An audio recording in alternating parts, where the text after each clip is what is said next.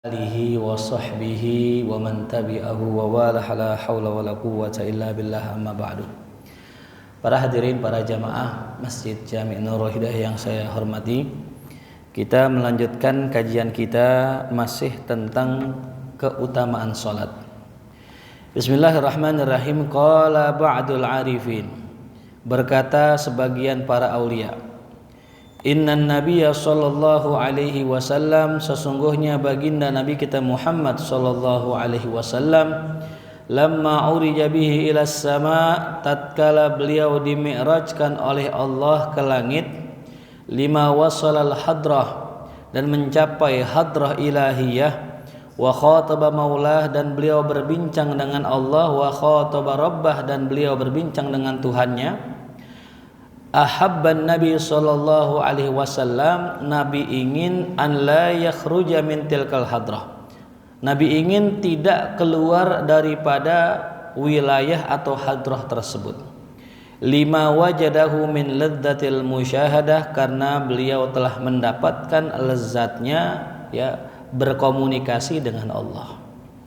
Faqala lahu rabbuhu, maka berkata Tuhannya kepada Nabi Muhammad, Al-halatul lati syahidtahal an aj'aluha laka fis shalah, keadaan yang kau saksikan wahai Muhammad saat ini akan aku jadikan bagimu terdapat di dalam salat. Nah iya, jadi hadirin rahimakumullah, ketika Nabi dimi'rajkan oleh Allah, ya, sebagaimana sudah kita maklum bahwa ketika mi'raj ke Sidratil Muntaha, Nabi kita Muhammad SAW itu berbincang dengan Tuhannya. Ya. Cuman jangan diasumsikan berbincangnya Nabi dengan Allah itu di satu tempat, tidak seperti itu. Tapi berbincangnya Nabi dengan Allah itu Nabi di tempat yang namanya Sidratil Muntaha, sedangkan Allah tidak bertempat. Ya. Jadi kalau gambarannya kayak kita sekarang, kita nelpon istri kita, ngobrol bareng, apa setempat? Enggak setempat. Kita di sini, istri kita di rumah, gitu ya. Nah, jadi jangan diasumsikan ketika Nabi berbincang dengan Tuhan, berarti Tuhan di langit. Enggak. Ya. Rabbuna la yahtajilal makan, Tuhan kita tidak butuh tempat. Makanya ketika Nabi berbincang dengan Allah, Nabi di Sidratil Muntaha di satu tempat, Allah tidak. Begitu. Nah, lantas ketika Nabi berbincang dengan Allah, bermukalamah dengan Allah, Nabi tidak ingin keluar daripada hal yang demikian itu. Ya, kalau bahasa katanya kita lagi malam pertama, cerita ulama-ulama kan gitu ya. Ya lailutul, wahai malam panjanglah, ya. Jangan sampai terbit matahari. Karena apa? Lagi nikmat-nikmatnya berduaan sama kekasih. Begitupun Nabi kita Muhammad SAW, lagi nikmat-nikmatnya berduaan sama Allah, Nabi nggak pengen keluar dari kondisi itu, Nabi pengen terus di situ. Cuman yang namanya orang naik ke puncak pasti harus turun ke bawah, ya kayak kita naik gunung ke puncak, nanti setelah sampai atas turun ke bawah. Nah, Allah katakan, ya Muhammad, jangan khawatir, engkau tidak akan aku keluarkan dari hadrah ini, dari percakapan ini, dari tempat ini, dan aku akan jadikan nih hal yang kayak begini, ya, itu terdapat di dalam sholatmu. Jadi kalau Nabi pengen ngerasain sebagaimana dimi'rajkan oleh Allah, berjumpa dengan Allah, itu masih bisa. Kapan? Ketika Nabi lagi sholat. Ya. Jadi nggak ditinggalkan sama Allah. Tenang ya Muhammad, engkau turun lagi. Nanti kalau kau rindu kepadaku, rindu berbicara denganku, engkau tinggal melakukan sholat. Tuh. Makanya dikatakan sholat, mi'rajul mu'min as-sholat. Ya. Mi'rajnya seorang mukmin adalah ketika dia sholat. Artinya kalau kita pengen bincang-bincang dengan Allah, ngobrol dengan Allah, adalah dengan cara sholat. Tuh ya. Maka dalam sebuah hadis Nabi pernah bersabda, hubbiba ilayya min dunyakum ats-tsalas, aku dijadikan suka, cinta dengan dunia kalian ada 3 perkara. Yang pertama apa? Ya, an-nisa. Nabi cinta dengan yang namanya perempuan, ya. Watib yang kedua, wangi-wangian. Nabi suka wangi-wangian. Nah, tapi yang ketiga nih, waju'ilat qurratu aini fis shalah. Dan dijadikan yang paling menyejukkan mataku adalah salat. Sebenarnya terjemahan itu keliru hadirin. Yang dijadikan oleh Allah untukku yang menyejukkan mataku adalah salat. Sebenarnya bukan salatnya. Lihat di kalimat itu, waju'ilat qurratu aini fis shalah. Ada fi-nya.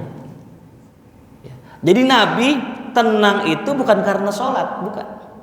Banyak orang sholat nggak tenang, betul? Ya, orang sholatnya buru-buru, nggak tenang, nggak membuahkan ketenangan, nggak tanha anil fahsya'i wal munkar. Berarti bukan sholatnya yang membuat Nabi tenang, yang membuat Nabi yang membuat nikmat buat Rasulullah bukan sholatnya, tapi fis sholah, ada fi-nya.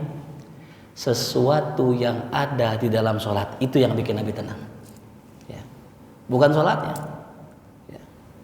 Makanya ada guru saya bilang begini, kita kalau baca Quran disunnahkan baca a'udzubillahi minasyaitonirrajim.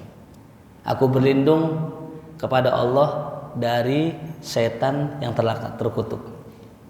Ketika pengen sholat pun sama. Rabbi a'udzubika min hamazatis syayatin wa a'udzubika rabbi ayahdurun. Pertanyaannya gini, kenapa orang baca Quran tapi mesti berlindung kepada setan? Bukankah orang yang baca Quran setan kabur? Ya. Bukankah dalam kondisi sholat orang sedang dekat sama Allah harusnya setan kabur dong? Kenapa kita mesti berlindung kepada Allah dalam mengerjakan ibadah seperti Quran dan sholat? Itu pertanyaannya. Lah kan kalau kita pelajari ya, kita kalau baca Quran ya, kalau ngelihat film Susana zaman dulu kan ya, itu kan tamatnya gara-gara kiai datang baca surat apa tuh? Ayat kursi sama Al-Falaq sama An-Nas kan gitu ya. Film-film zaman dulu tuh. Itu sebelum polisi datang tuh, polisi belum datang itu polisi belum. Sebelum polisi datang, kiai megang tasbih. Dibaca surat apa tuh? Ayat kursi. Ini zaman dulu nih, film zaman dulu mendidik hadirin. Apa mendidiknya? Bahwa setan takut ame bacaan Quran. Terkadang tuh tasbih dilempar tuh, sung sama kiainya, meledak dor gitu. Itu sebelum datang polisi. Emang polisi dari zaman Oma, dia telat mulu emang datangnya. Ya telat mulu kayak polisi India hadirin, datangnya terlambat. Jagoan udah menang baru datang deh. Nah ini ya. Jadi kenapa kok orang baca Quran disuruh ta'awuz? Kenapa orang salat disuruh ta'awuz? Disuruh baca auzu? Karena banyak orang yang baca Quran tapi setan justru yang bimbing dia. Banyak orang sholat tapi setan yang menjadi makmumnya. Makanya nggak sedikit barusan kita sholat yang pikirannya kemana mana. Lagi sholat Allahu Akbar udah mikirin menu di depan tuh. Soto apa sate nih, ST apa es jeruk. Dipanjangin lagi, jangan es jeruk, kurang bagus kata YouTube tuh, di YouTube ada kurang bagus, mending ST. Oh iya bener juga, dipanjangin lagi, jangan ST, gulanya kalau bisa jangan gula cair, gulanya gula batu aja. Panjang tuh, sampai salam masih mikirin ST itu hadirin. Ya. Makanya yang bikin kualitas orang sholat itu bukan sholatnya, tapi sesuatu yang ada di dalam sholat. Itu yang Nabi sukai ya. Jelas hadirin ya. Nah jadi yang kita cari adalah bukan sholatnya saja, tapi sesuatu yang ada di dalam sholat. Kalau kita sudah dapat tuh sesuatu itu, maka insya Allah sholat kita tanha anil fahsyai. Kadang-kadang kita sholat makin hari makin autopilot ya. Sholatnya udah autopilot gitu, jadi udah jalan aja lah, ruku, i'tidal. Kita nggak sadar tuh hadirin bahwa sholat kita tuh sekedar tunggang-tungging aja, nggak ada fi sholatnya nggak. Sampai ada orang saking punya kebiasaan jeleknya, dia kalau sholat suka ngelantur pikirannya, jalan-jalan, ntar jalan ke sono. Nah pas salam udah nyampe biasanya gitu. Di jalan ya, misalnya ke Cianjur, pas sholat rokaat pertama masih di puncak Megamendung, rokaat ketiga udah dikit lagi sampai Cipanas tuh, Rakaat keempat sampai Cianjur. Itu setiap kali sholat begitu. Suatu hari jadi makmum dia. Ketika sholat baru 2 rakaat. Ini yang kisahkan bukan saya, Habib Umar bin Hafiz. Beliau yang kisahkan. Sampai rakaat kedua sholat Johor, imam udah salam. Padahal Johor berapa? 4. Ini orang si imam nggak ngeh. Imam nggak ngeh, lupa imamnya. Makmumnya ngeh. Padahal pikirannya jalan. Ditegur, mam. Tadi ente kurang mam. Baru 2 rakaat itu. Lah kok ente tahu? Iya, aneh biasanya kalau sholat itu pikirannya jalan-jalan. Pas udah rakaat terakhir nyampe. Tadi di tengah jalan belum nyampe ente udah salam. Belum nyampe ente udah. Ada yakin imamnya kurang rakaatnya. Karena biasanya pas udah salam nyampe. Tuh. Siapa yang bawa tuh pikiran? Setan itu. Ya. Emang ada aja bahan dia.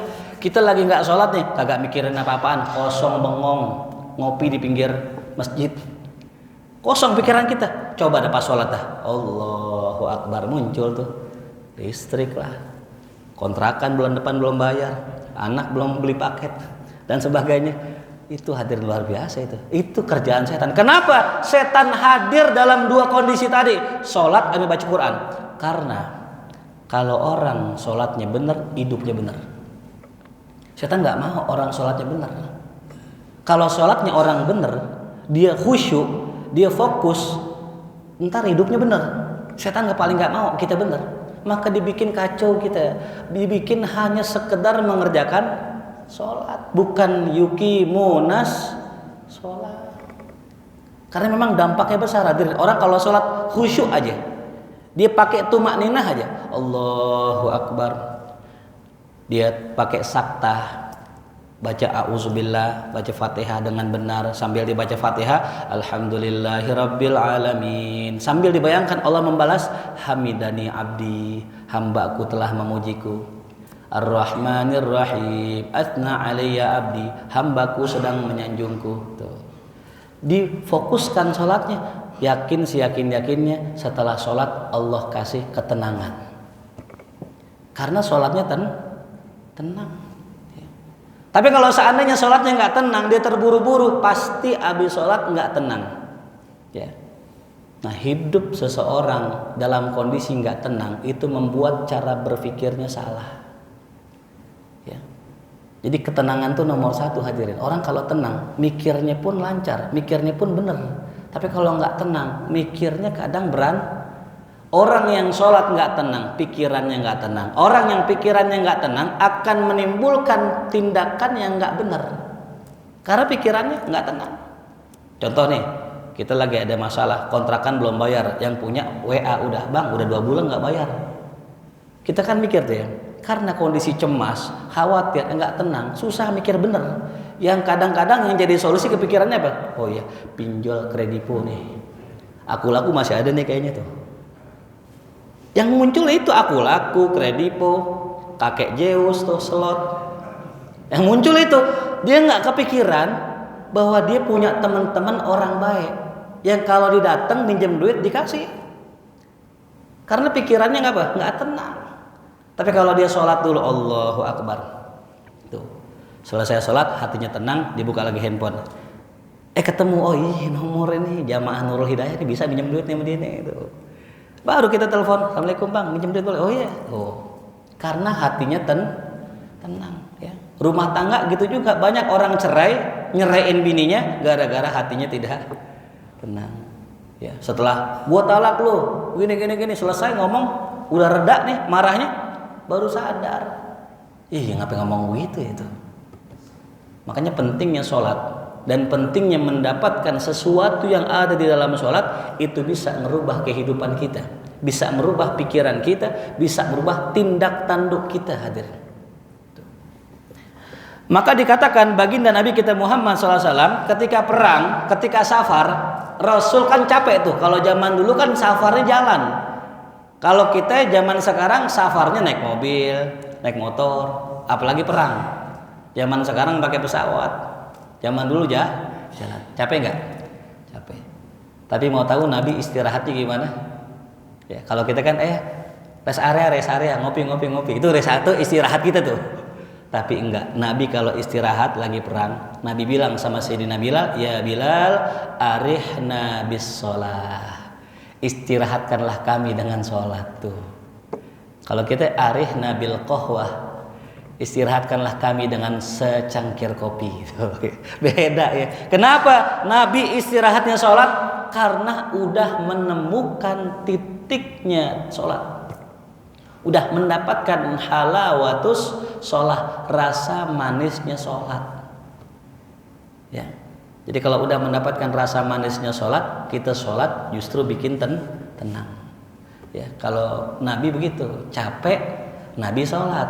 Kalau kita sholat capek, kebalik sama Nabi. Nabi capek sholat, kita sholat mulu capek.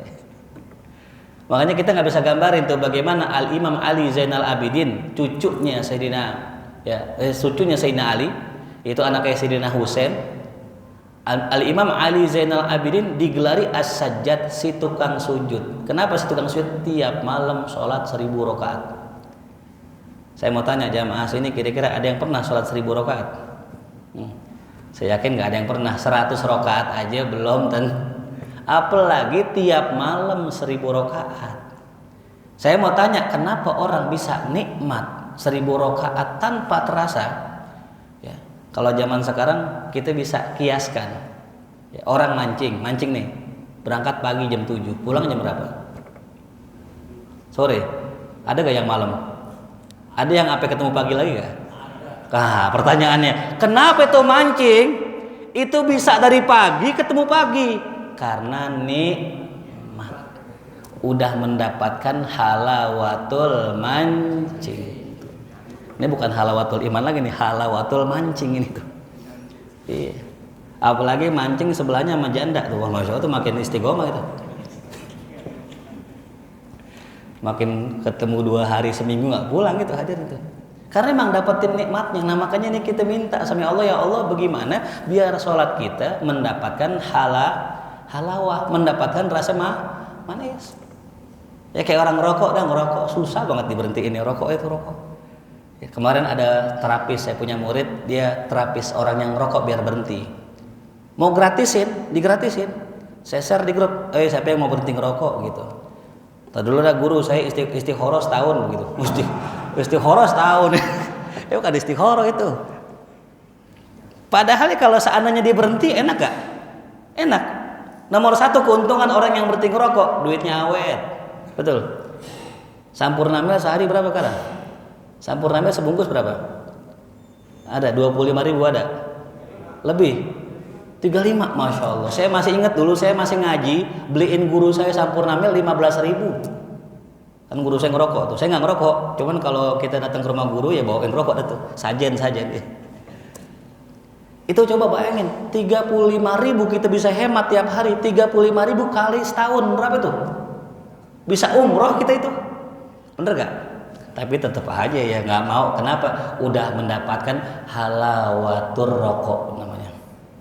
Halawatur, udah mendapatkan rasa manis tuh ya. Saya pernah sedikit nyobain gitu. Rokok orang kok bisa kuat-kuat banget, cobain dah. Enggak juga, nggak dapet halawatur rokok karena kurang istiqomah. Ya. Karena saya kalau dulu ngerokok itu nggak pernah beli Rojali, rokok jarang beli. Kalau di sini kan kelihatannya kayaknya beli semua tuh. Intinya tadi, jadi kalau kita pengen mendapatkan manisnya sholat tuh, nomor 1 istiqomah. Ya. Alhamdulillah Allah kasih saya kalau setiap hari baca buku, baca kitab. Itu nggak berasa hadirin baca kitab itu dari misalnya jam 7 pagi bisa sampai jam 5 sore. Itu baca kitab tuh. Kuat. Kenapa? Istiqomah udah. Ya. Makanya kalau kita pengen dapat istiqomah akan sesuatu, paksain dulu. Ya, ada doanya. Tahu biar istiqomah, Allahumma paksain, itu doanya. Allahumma paksain. Soalnya kalau nggak dipaksain nggak bakal istiqomah tuh ya.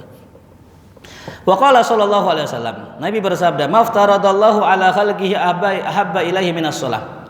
Tidak ada perkara yang Allah wajibkan atas hambanya yang lebih disukai oleh Allah daripada salat. Tuh ya. Walau kana syai'un ahabba ilaihi minas shalah. la ta'abbada bihil malaika. Kalau seandainya ada sesuatu yang lebih disukai oleh Allah daripada selain salat, pasti malaikat akan ibadah dengan ibadah itu. Tapi nyatanya enggak. Semua malaikat salat. Bedanya sama kita, faminhum rakiun, ada malaikat yang ruku aja sampai hari kiamat, ruku doang. Wa minhum sajidun, ada yang sujud. Wa minhum qaimun, ada yang diri. Wa minhum qaidun, ada yang duduk.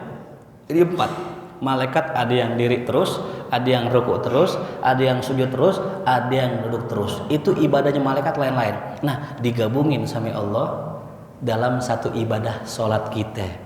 Jadi kita kalau salat itu mengerjakan ibadahnya para malaikat. Malaikat yang diri kita ikutin diri, malaikat ruku kita ikutin ruku, malaikat sujud kita ikutin sujud.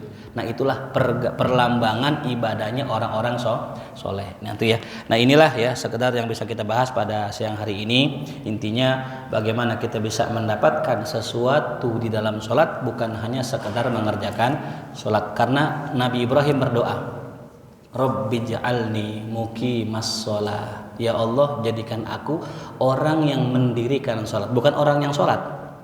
Kenapa? Orang yang sholat belum tentu iqomah, belum tentu mendirikan sholat.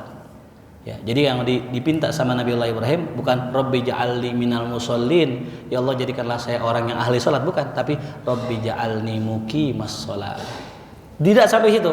Wa min dzurriyyati. Jangan dilupakan. Ya, keturunan kita ya. Rabbana wa taqabbal du'a, wallahu a'lam bishawab. Mungkin jamaah ada yang bertanya, mungkin 1-2 pertanyaan, dipersilakan.